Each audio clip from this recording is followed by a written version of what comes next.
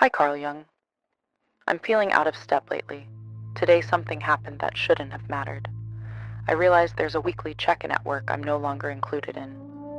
No one explained it. No one apologized. Someone just forwarded me the outcome afterward. It wasn't a mistake. They weren't hiding it. It just didn't occur to them to include me. I was still polite when I heard about it. I even helped smooth things over later. I don't know what I'm asking.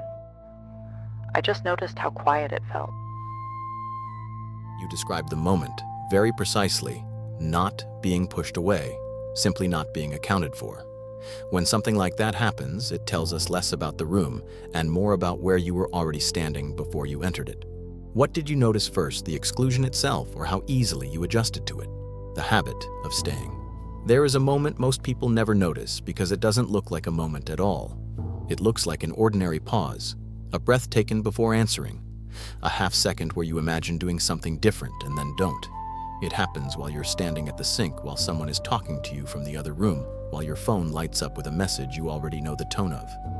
Nothing dramatic, nothing that would make a story worth telling. And yet this is where it always begins. You don't think of it as staying. You think of it as being reasonable, being kind, being the person who doesn't complicate things when they're already complicated enough. You tell yourself you can handle it. You usually can. You've gotten good at that. So good that no one questions it anymore, including you. There's a rhythm to your days that feels dependable from the outside. You remember birthdays. You remember who needs what. You know how to soften your voice when something might land too hard. You know when to let something go.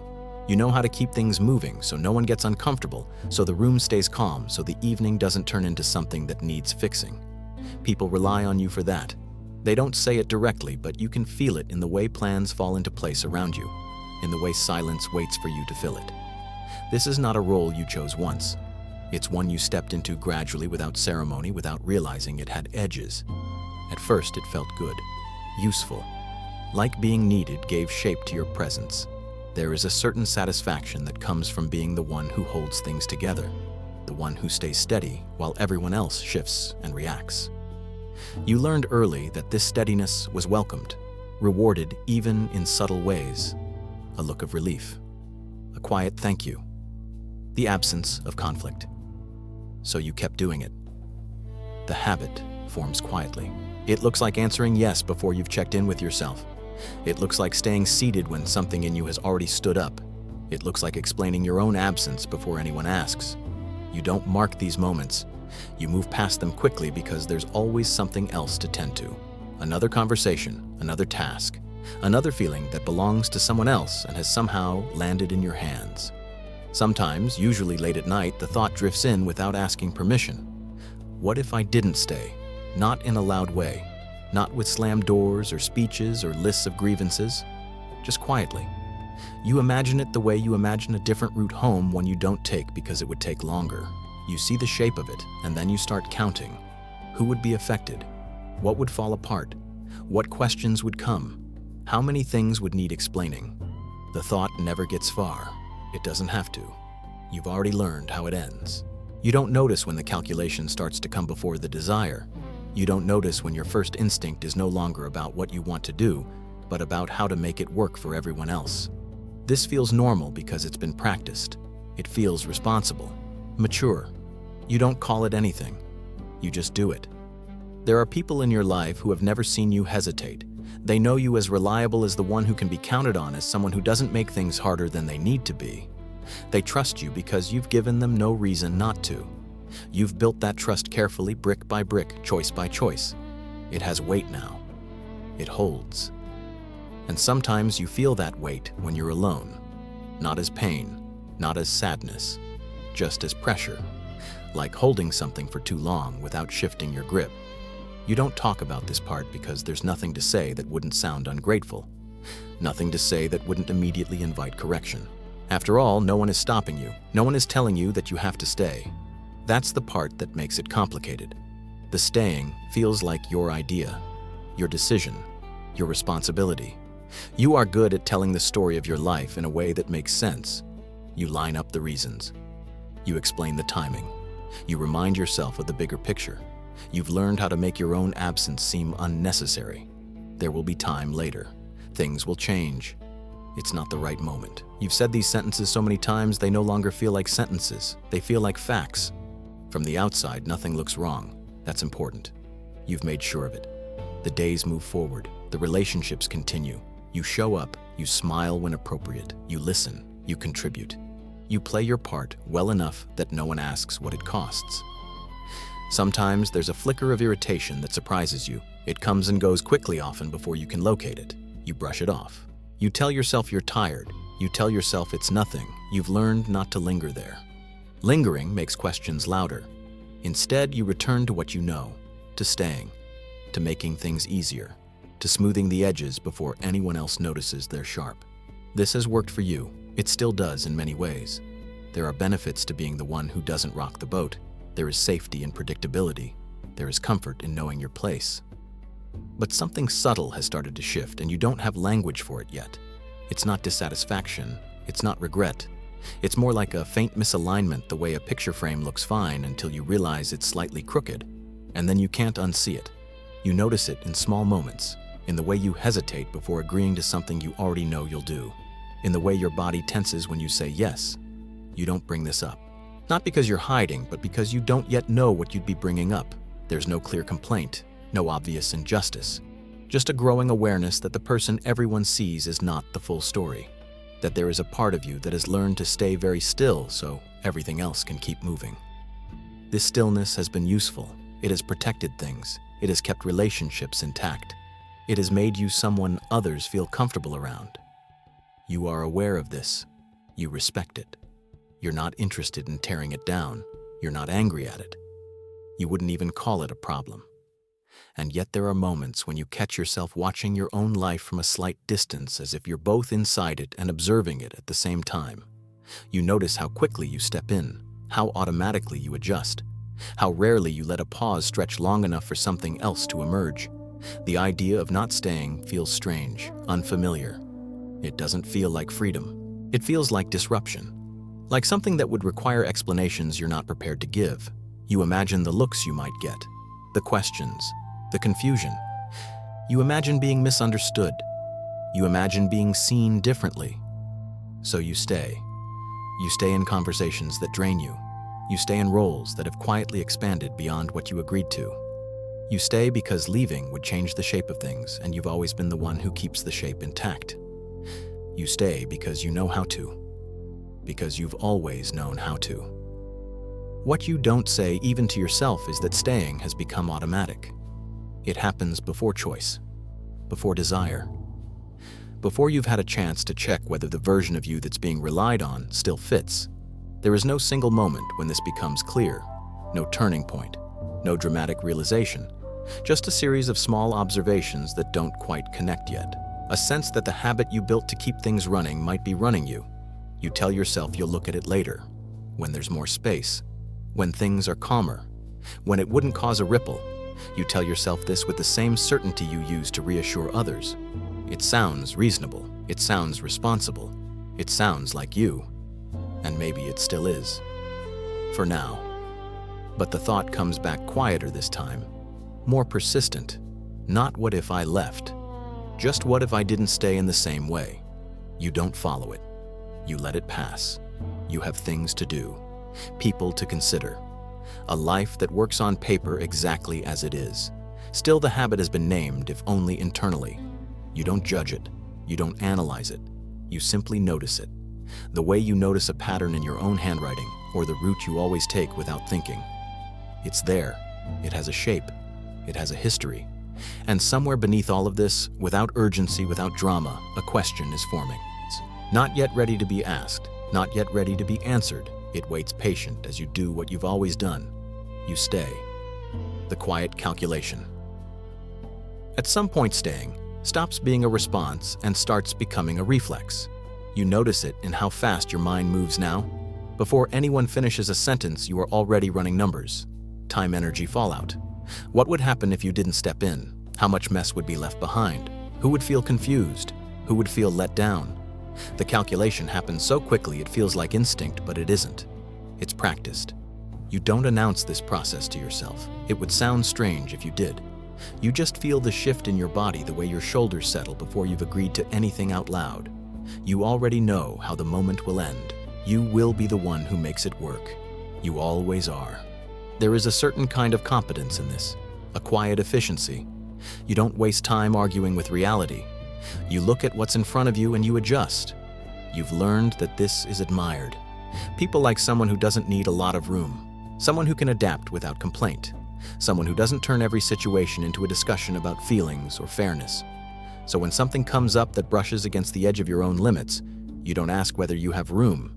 You ask how to rearrange what's already there. You move things around inside yourself. You compress, you postpone. You tell yourself you can rest later, speak later, want later. The calculation is not cruel, it's orderly. It makes sense. It follows a logic that has served you well for a long time. You have learned to think in terms of impact rather than impulse. What will cause the least disruption? What will keep things stable? What will allow everyone else to keep going without interruption? You are very good at this. Sometimes you catch yourself mid-thought and realize you haven't included yourself in the equation at all. Not deliberately. It just didn't occur to you. The way you don't think about the floor holding you up while you walk across a room. It's just there. Reliable, taken for granted. You tell yourself that this is what being considerate looks like, that this is how adults behave. You remind yourself that everyone makes compromises, that this is part of being in relationships, part of being part of something larger than yourself. You are not wrong. None of this feels untrue. That's what makes it difficult to question. But there is a difference between compromise and disappearance, and you're not sure when the line started to blur. You notice it in small exchanges. Someone asks if you're okay with a plan that doesn't really work for you, and you hear yourself say yes before the question has fully landed.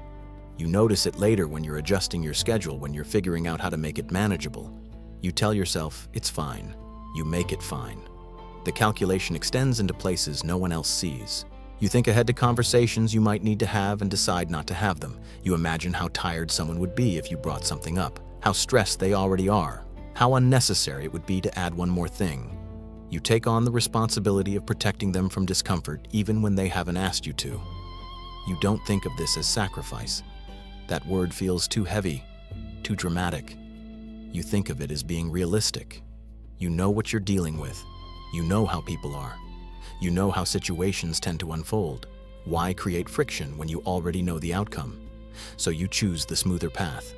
Again, there are moments when you wonder what it would be like to let the calculation fail, to not solve the problem in advance, to let someone else feel the inconvenience you've been absorbing. The thought feels almost irresponsible, like leaving a stove on. You push it away. It's easier to stay in control, easier to be the one who anticipates and adjusts. There is a sense of safety in that. When you manage the impact, nothing gets out of hand. No one gets upset, nothing escalates. You keep the emotional temperature stable. But stability has a cost, and it doesn't show up all at once. It shows up as a low-grade tiredness you can't quite sleep off. It shows up as irritation that doesn't have a clear target. It shows up as moments where you feel strangely detached from your own life, as if you're watching it rather than living inside it. You don't panic about this. You're not alarmed. You've always trusted yourself to handle things. You assume this is just part of the load, part of being the one who keeps everything running. Still, the calculation keeps expanding. It doesn't stop at logistics anymore. It starts shaping how you speak, what you bring up, what you leave unsaid. You become skilled at editing yourself in real time. You choose words that won't land too hard. You soften edges. You skip details that might complicate things. You are not lying. You're just being selective. You tell yourself you'll say it another time. When things are calmer, when there's more space, when it won't feel like too much. You believe this even though the right time keeps moving further away. There is a strange loneliness in this, even though you are rarely alone. You are surrounded by people, by conversations, by responsibilities. But there is a part of you that is not being addressed because you've decided over and over that it would be easier not to. No one told you to do this. That's important. This is not something being demanded of you outright. This is something you offer, freely, habitually. You are the one who notices the gap and fills it. You are the one who senses the tension and diffuses it. You are the one who adjusts before anyone else has to. This makes you valuable. It also makes you invisible in certain ways. You start to realize that people have grown accustomed to the version of you that doesn't require much. They don't ask what you need because you've rarely needed anything from them, or at least you've rarely shown it. They assume you're fine because you usually are. There's a moment sometimes when someone says thank you and it doesn't land the way it used to. Not because it isn't sincere, but because it feels like a transaction that's missing something. You don't want gratitude. You don't even know what you want. You just know that the exchange feels incomplete. The calculation never accounts for this part. There's no column for quiet resentment for the way it builds without a clear story. You don't feel wronged. You don't feel mistreated. You feel used by a system you helped design. That's an uncomfortable thought, so you don't stay with it long. Instead, you return to the familiar logic. If I don't do it, who will? If I don't adjust, things will fall apart. If I don't stay, I'll be the problem. These sentences move through you easily. They feel true because they've been reinforced by experience. You have seen what happens when things aren't managed. You have cleaned up enough messes to know the cost. So you keep calculating, you keep smoothing, you keep choosing the option that creates the least friction. And yet something has shifted. The calculation is no longer invisible. You can feel it happening. You notice the moment when your own preference appears briefly and is then overridden.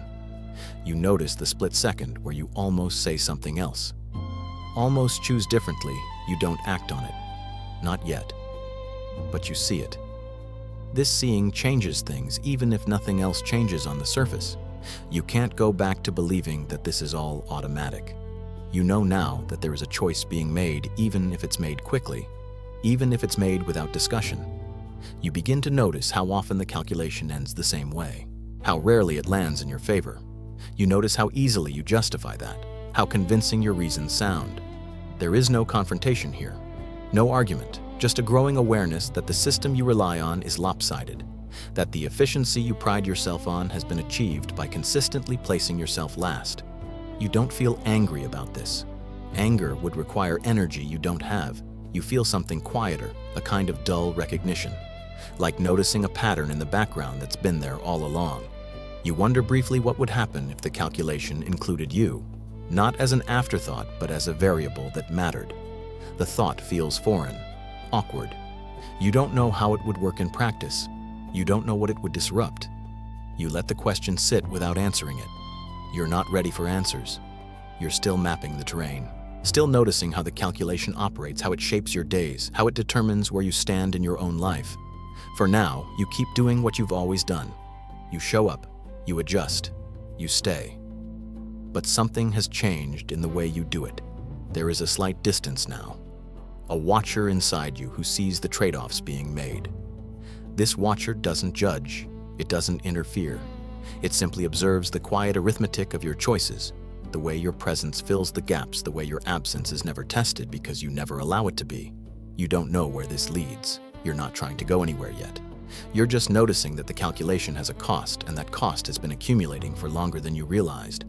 The question from before hasn't gone away. It has just become more precise. Not what would happen if I left, but what keeps making me stay. You don't answer it. You don't need to. Not yet. It lingers unresolved as you move through another day, another set of choices, another series of small adjustments that keep everything running smoothly, including the habit itself. Being needed without being asked. There is a particular way people lean toward you, and you've learned to recognize it without being told. It's in the pause before someone finishes their sentence, the way they glance at you when a decision needs to be made, the assumption built into the room that you will step forward. No one announces this expectation. It has settled in quietly, like furniture that's been there so long no one remembers moving it in.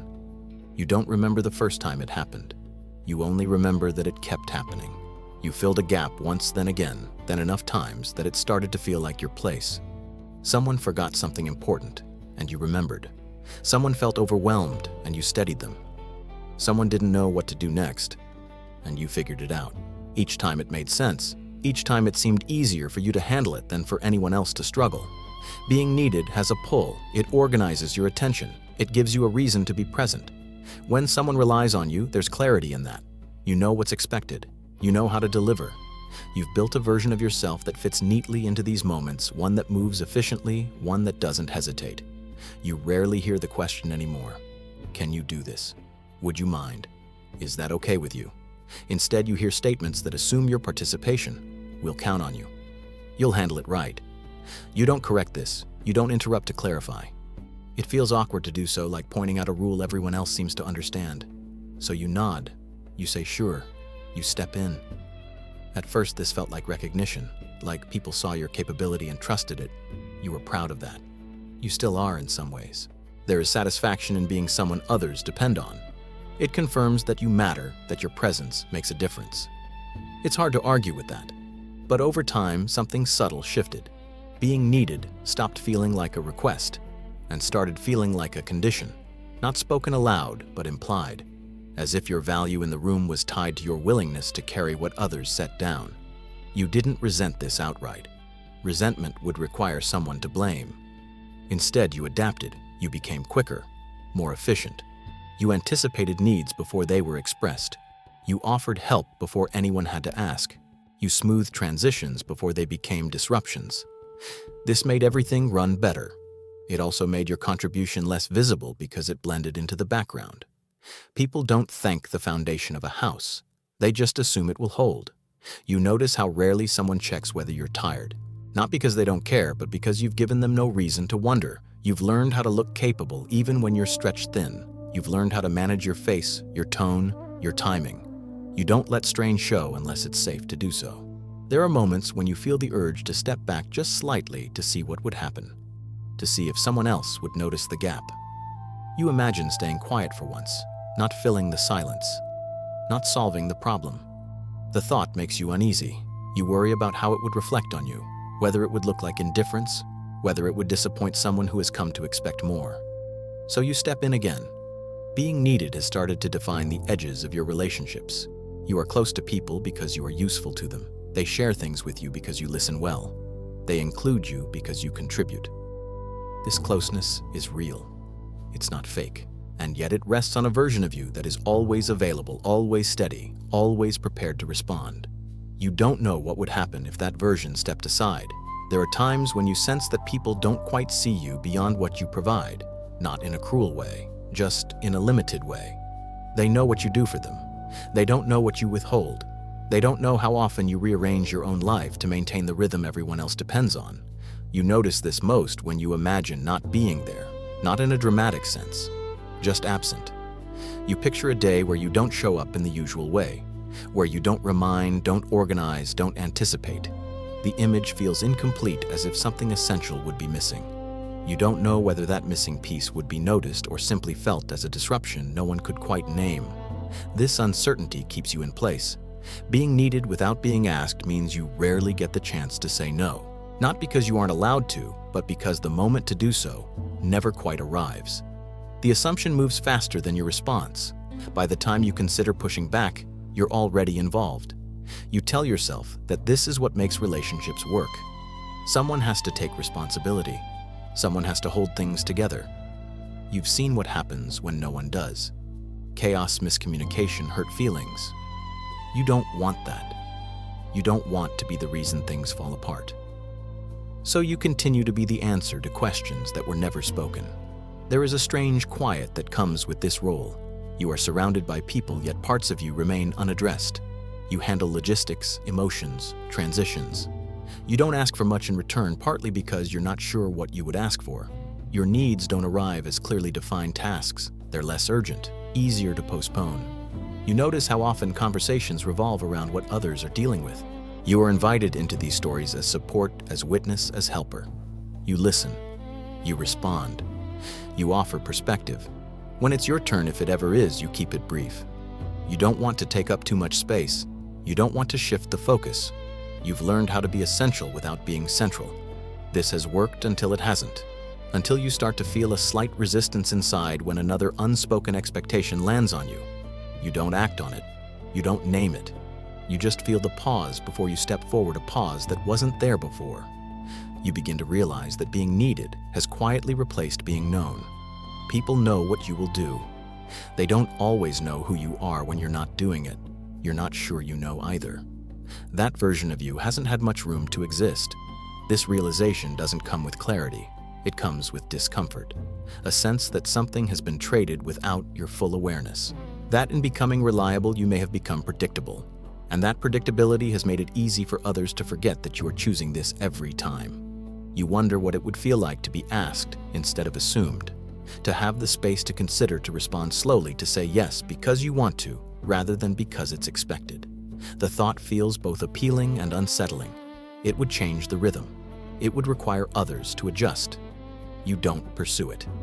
Not yet. For now, you keep noticing the pattern, how often you are needed, how rarely you are asked, how quickly you fill the role, how natural it feels, and how unnatural it has started to seem at the same time. You don't draw conclusions. You don't make plans.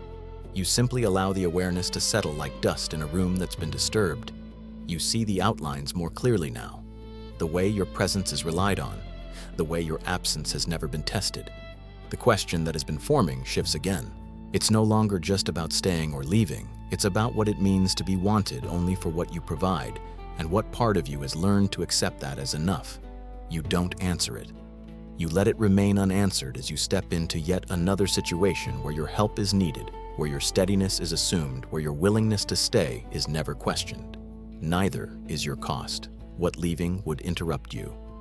Rarely imagine leaving as an action. It appears more like a disturbance, a ripple moving outward, touching things you didn't intend to touch.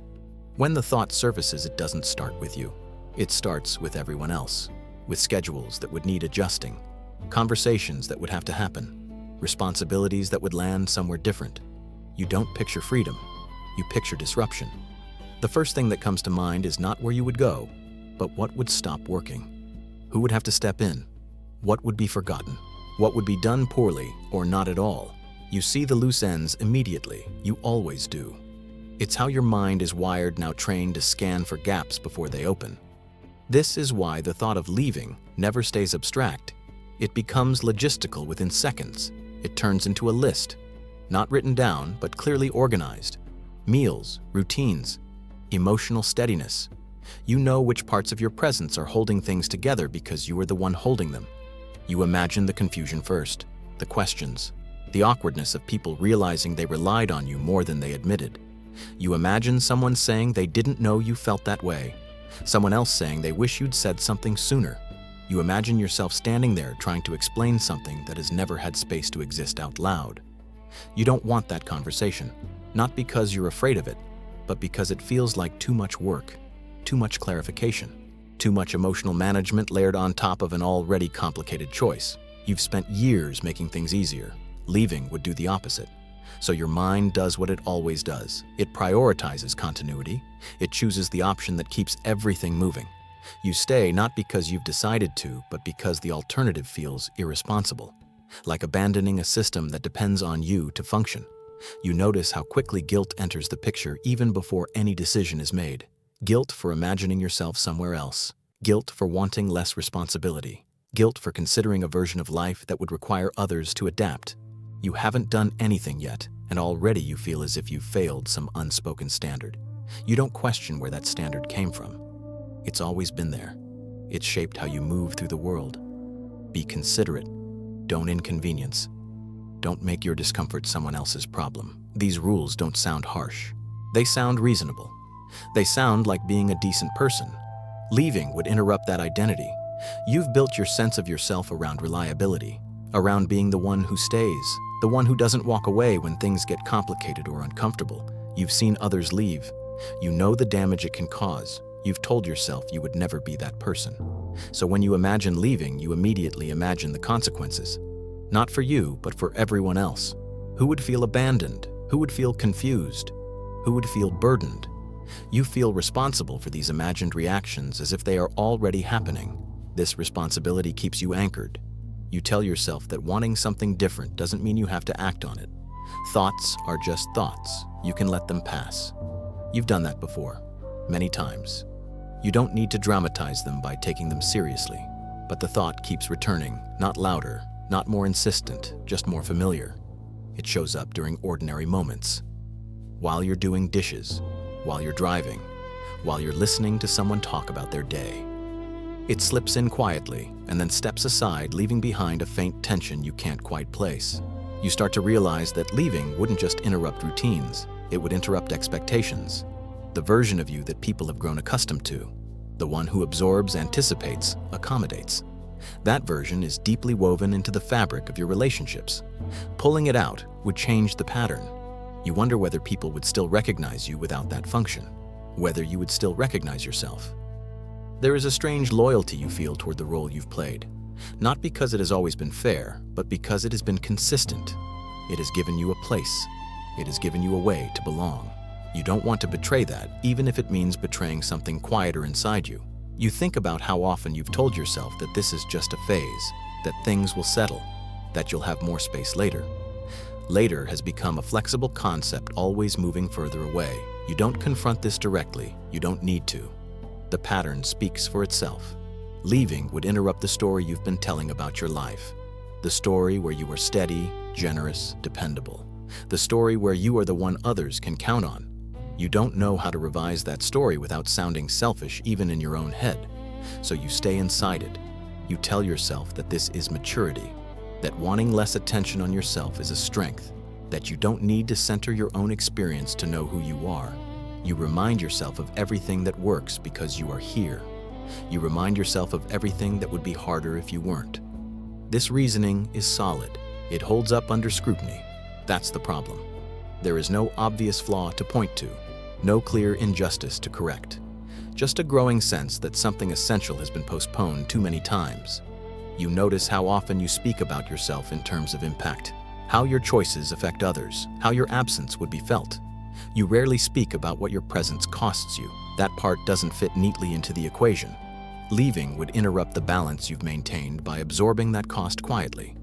You don't allow yourself to imagine what it would feel like to stay in a different way, to remain without caring so much, to be present without being responsible for everyone else's comfort. That thought feels even more disruptive than leaving. It would require renegotiation. It would require letting others see you differently. And being seen differently carries its own risk. So the thought of leaving remains framed as interruption, as something that would cause trouble, as something that would require too much explanation. You hold on to this framing because it gives you a reason not to look further, but something subtle has shifted again. You are no longer unaware of the framing itself. You can see how quickly your mind moves to protect the status quo, how automatically it places your needs last in the name of harmony. You don't challenge this yet. You just notice it. You notice how often you choose what will keep things intact over what feels true in the moment. You notice how the idea of being good has become entangled with being easy, with not asking too much, with not changing the terms. You don't accuse yourself of anything. Accusation would imply wrongdoing. This is more like a quiet inventory, a recognition of patterns that have been running in the background for years. The thought that lingers now is not about leaving. It's about interruption, about why the possibility of disrupting others feels heavier than the certainty of erasing yourself a little more each time you stay. You don't answer that. You let it sit beside you as you go on with your day, as you respond to messages, as you adjust plans, as you do what you've always done. You stay. But the awareness stays too steady and unresolved, waiting for the next moment when the habit will reveal itself again. The cost of making things easier. The cost doesn't arrive as a bill. It doesn't announce itself. It doesn't even feel like a loss at first. It feels like tiredness you can't quite place, like a low hum in the background of your days that you've learned to ignore because it's always been there. You make things easier, and the world responds by expecting ease. Situations become smoother around you. People relax. Plans work out. There is less friction. This feels like success. It looks like things are functioning the way they should. And because nothing is obviously broken, there's no reason to look for damage.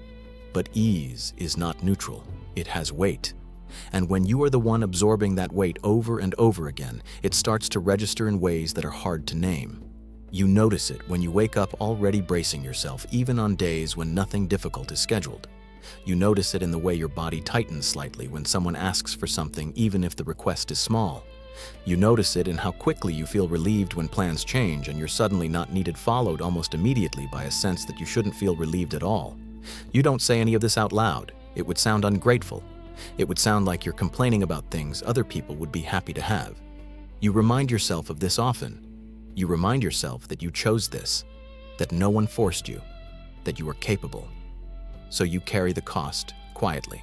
Making things easier often means being the one who bends. You bend your schedule.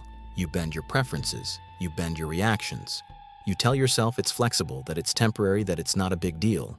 And each individual adjustment is small enough to justify. It's the accumulation that goes unnoticed. You don't feel cheated. Cheated implies someone took something from you. This feels more like you set something down and forgot to pick it back up. You gave pieces of yourself away in moments that seemed insignificant at the time, and now you're not entirely sure where they went.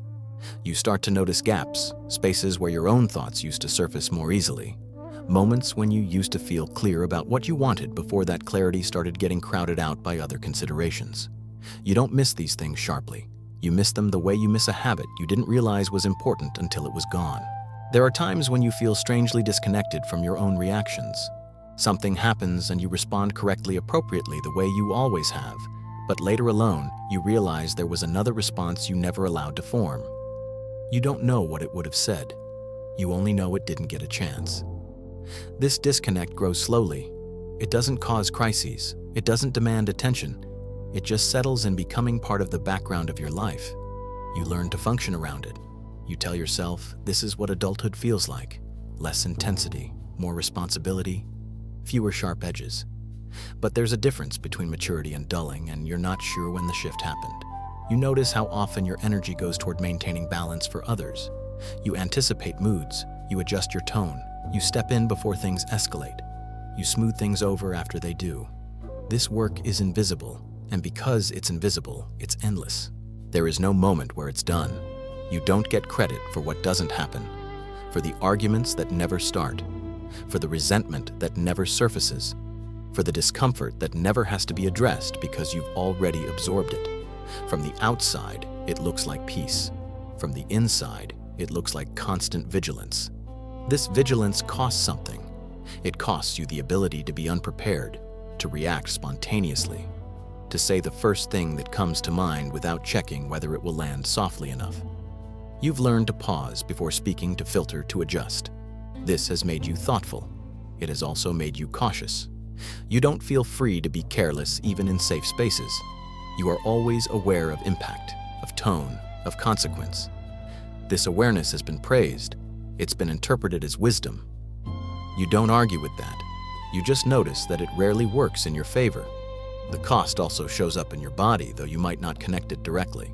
The tightness in your jaw, the way your shoulders creep upward without you noticing, the fatigue that lingers even after rest. You treat these as separate issues: stress, age, a busy life. You don't link them to the constant effort of making things easier. Why would you? Everyone is tired. Still, there are moments when you catch yourself feeling resentful toward people you care about, and the feeling surprises you. They haven't done anything wrong. They haven't asked too much. They've simply accepted what you offer. The resentment has nowhere to go, so it turns inward. You tell yourself to let it go. You remind yourself that you're being unreasonable. You don't want to become bitter. You don't want to be the kind of person who keeps score, so you don't. You just keep giving. But giving without acknowledgement, even self-acknowledgement, creates a quiet imbalance. You are constantly extending yourself and rarely receiving space in return. Not because others are withholding, but because you haven't made room for it. You notice how difficult it is to answer simple questions about what you want. Not because you don't have preferences, but because you've trained yourself to bypass them. When asked directly, you hesitate. You offer options instead of answers. You say you're fine with whatever works. This flexibility is admired. It makes you easy to be around. It also makes you harder to know. The cost of making things easier is that your own life starts to feel less like something you're actively participating in, and more like something you're managing. You are efficient. You are capable. You are rarely surprised by yourself. And then there are moments, small and fleeting, when you feel a wave of irritation that doesn't match the situation at all. Someone asks you to do something you've done 100 times, and something inside you tightens. You do it anyway. Of course you do. But the reaction lingers longer than you expect. You don't examine it too closely. You don't want to find something you don't know how to deal with. You tell yourself it's just a bad day, that you're tired, that it doesn't mean anything. But the pattern keeps repeating, not loudly, not urgently, just often enough that it becomes familiar. You begin to sense that the ease you've created for others has been built on your own compression, that the smoothness of your relationships depends on how much you're willing to fold yourself out of the way. This realization doesn't come with blame. It comes with a kind of sober clarity. You're not angry at the people in your life. You're not planning to confront anyone. You're simply becoming aware that making things easier has never been free. It has always cost something, and that something has almost always been you. You don't know what to do with this awareness yet. You're not ready to change anything. You're not even sure what change would look like. For now, it's enough to see the transaction clearly. You've been paying quietly for a long time, and once you see the cost, you can't quite pretend it isn't there anymore. When staying stops, feeling clean, there is a shift that doesn't announce itself. It doesn't come with a clear event or a single moment you can point to. It arrives quietly disguised as irritation that fades too fast, as a heaviness that settles after conversations that used to feel neutral. You keep doing what you've always done, but something about it no longer feels clean. Staying used to feel right. Not easy, but right. Like a choice you could stand behind without needing to explain it. You could justify it to yourself without effort. It fit with how you understood yourself and how you wanted to be seen. That alignment mattered. It kept things simple. Now there are moments when you say yes and feel an immediate tightening, as if your body has registered something your mind hasn't caught up to yet. You ignore it. You've ignored plenty of signals before, but this one lingers in a way that's unfamiliar. You notice how quickly you move to cover it up. You smile, you reassure, you keep the tone light. You don't want anyone to sense the hesitation because you don't want to have to explain it. You're not sure what you'd say if you tried. The discomfort isn't dramatic. It doesn't feel like outrage or despair. It feels like misplacement, like wearing something that used to fit perfectly and now pulls slightly at the seams. You can still wear it. You just notice it more. You start to feel this during interactions that once felt automatic, offering help, making adjustments, absorbing someone else's stress. You still know how to do these things well. That hasn't changed. What's changed is the aftertaste, the feeling that follows once the moment has passed. There's a faint sense of residue now, a question that wasn't there before. Why did I agree to that? Why didn't I pause? Why does this feel heavier than it should? You don't dwell on these questions. You've learned not to linger. But they don't disappear as quickly as they used to. You find yourself replaying conversations in your head, not to analyze what others said, but to locate the moment you stepped past yourself. You notice how often it happens before you fully checked in, how easily you override a quiet resistance because it would be inconvenient to stop. This is new. Not the behavior, but the awareness of it. Staying no longer feels like a neutral act. It carries a charge, not strong enough to stop you, but strong enough to be felt. You begin to sense that each time you choose ease for others, you are also choosing something against yourself. That trade-off used to feel acceptable. Now it feels more complicated.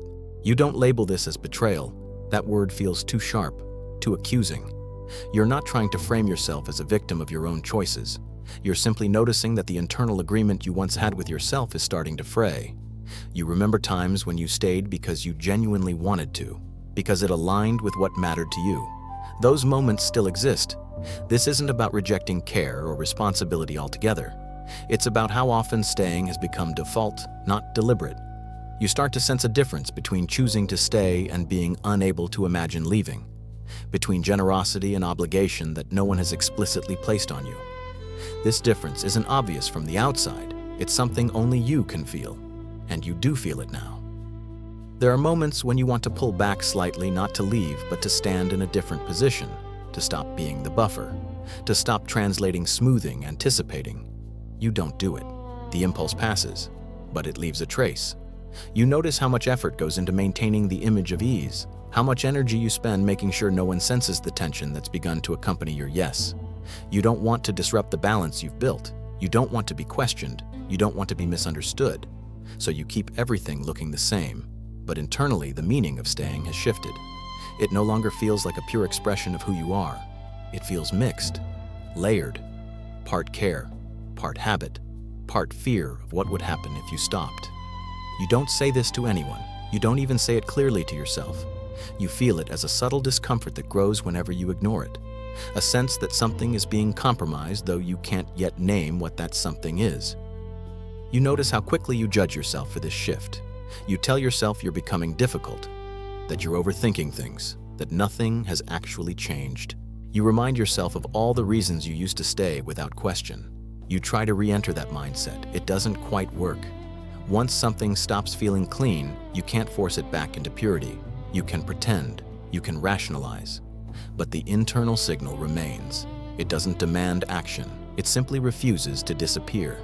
You begin to realize that the discomfort isn't coming from others asking too much. It's coming from you continuing to offer what no longer feels freely given. That realization is unsettling because it places responsibility back in your hands. You don't want that responsibility. Not yet.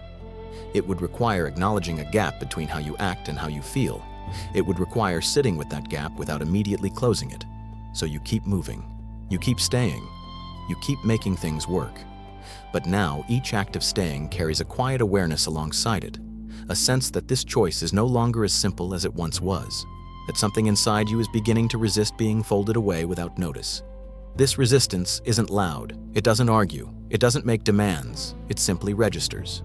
And the more you notice it, the harder it becomes to tell yourself that nothing has changed. Staying is still possible. It's still familiar. It still keeps things intact, but it no longer feels clean. And that knowledge, once present, doesn't leave. Watching herself stay. At first, the watching feels accidental, like catching your reflection in a window as you pass by, surprised to see yourself there. You don't step out of your life. You don't detach. You simply notice yourself inside it mid-motion, doing what you've always done. You hear your own voice agreeing before you've fully decided.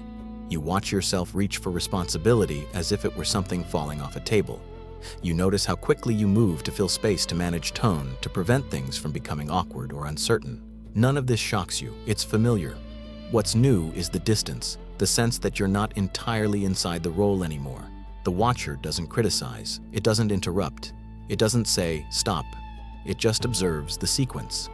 Request, pause, calculation. Yes, over and over again. The pattern is clear once you see it, and seeing it changes the texture of each moment.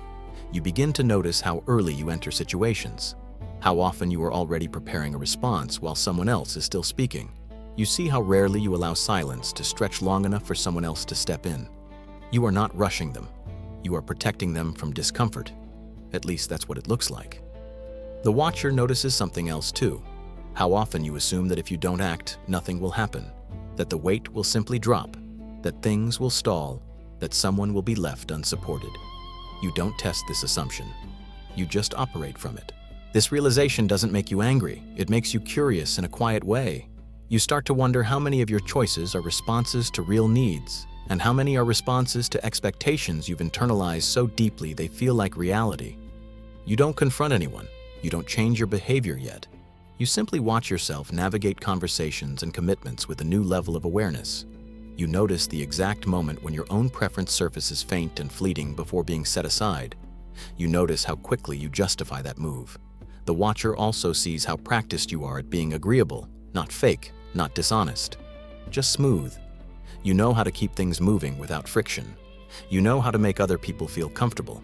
You see now how much effort goes into maintaining that comfort and how little of it is visible.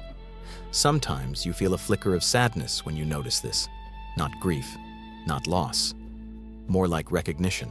You see how long you've been carrying this role, how seamlessly it's fused with your sense of yourself. You don't want to tear it away. It's done important work. It's protected you. It's helped you belong. The watcher holds all of this without judgment. You begin to notice that when you watch yourself stay, the staying feels different. It's no longer invisible. Each yes has weight. Each adjustment is registered. You don't feel trapped, but you don't feel free either. You feel present in a way you weren't before. There are moments when you almost say something different, almost pause longer, almost ask a question instead of offering a solution. These moments pass, but they leave an impression, a sense that other ways of being are possible, even if you're not ready to try them. The watcher doesn't push you toward those possibilities. It simply notes them. You start to see how often your sense of goodness has been tied to how little space you take up, how easily you adapt, how rarely you make things about yourself. You don't reject this outright. You understand where it came from. You see how it was reinforced. You see how it became part of how you measure yourself. Watching yourself stay makes it harder to confuse habit with choice. You still stay, but now you know that you are staying. The difference is subtle, but it matters. It introduces a pause where there used to be only momentum. In that pause, you don't find answers. You find presence. You realize that for a long time you've been inside your life without quite inhabiting it. You've been functional, capable, responsive. Now you're here in a different way. Not louder, not more assertive, just more aware of yourself as a participant, not just a support system. This awareness doesn't demand action. It doesn't insist on change. It simply refuses to let you disappear entirely into the role anymore. You notice how the watcher stays with you even when you're alone, when no one needs anything, when there's nothing to manage. You catch yourself defaulting to productivity, to usefulness, even then. You watch that too. There is something steady about this watching. It doesn't fluctuate with mood. It doesn't vanish when things get busy. It remains quiet and consistent, a presence that keeps you connected to yourself even as you continue to move through familiar patterns. You don't announce this shift to anyone. There's nothing to announce. From the outside, everything looks the same. You're still dependable, still capable, still present. The difference is internal, and it doesn't require validation. You are beginning to experience yourself as someone who exists even when she is not needed. That thought is faint. It doesn't settle fully yet, but it appears often enough to be noticed. Watching yourself stay doesn't tell you what to do next. It doesn't offer clarity. It offers something quieter, a sense that you are no longer fully merged with the role you play, that there is a part of you that can see it, hold it, and remain intact. This part doesn't rush. It simply stays with you as you stay, marking the moments, keeping track, reminding you gently that you are here too. The question that remains: nothing changes all at once. There is no dramatic shift, no decisive moment where everything rearranges itself. You continue with your life. You show up. You respond. You make things work. From the outside, the story remains coherent, but inside, something has loosened. You no longer tell yourself the same story about staying. You no longer believe it is purely automatic, purely virtuous, purely without cost. You don't replace that story with a new one. You simply stop pretending it's the only version. The awareness you've gained doesn't give you direction, it gives you grounding. You feel more solid in yourself not because you've changed what you do, but because you can feel yourself doing it. You are present for your own choices, even the familiar ones. There are moments when the old guilt still appears quick and sharp when you imagine choosing differently. You don't argue with it, you recognize it. It's part of the landscape you've been living in for a long time. Recognition doesn't erase it, but it changes your relationship to it. You notice how often your attention has been trained outward, toward impact, toward consequence, toward what others will feel or need or expect. That attention doesn't disappear, it doesn't need to, but it no longer consumes the entire field. There is space now for another presence. Yours.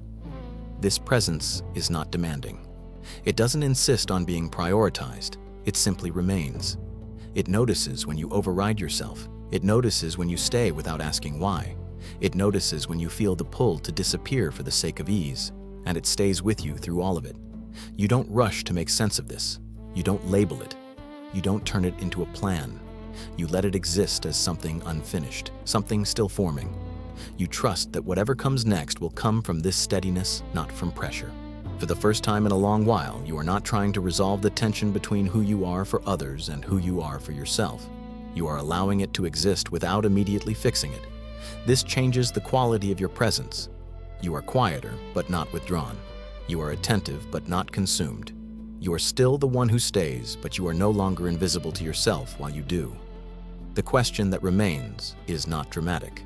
It doesn't ask for a decision. It doesn't demand courage or boldness. It lingers gently woven into the fabric of your days. If you no longer disappear when you stay, what becomes possible next? You don't answer it. You don't need to. You are here. Thank you for listening to the part I didn't explain very well. After everything you've said, what part of you stayed most alert while the others spoke? When the room moved on without you, where did you place yourself in relation to it? And when the silence followed, did you fill it? Or did you let it remain? Different calls arrive with different shapes, different rooms, different moments, different distances. This was one of them.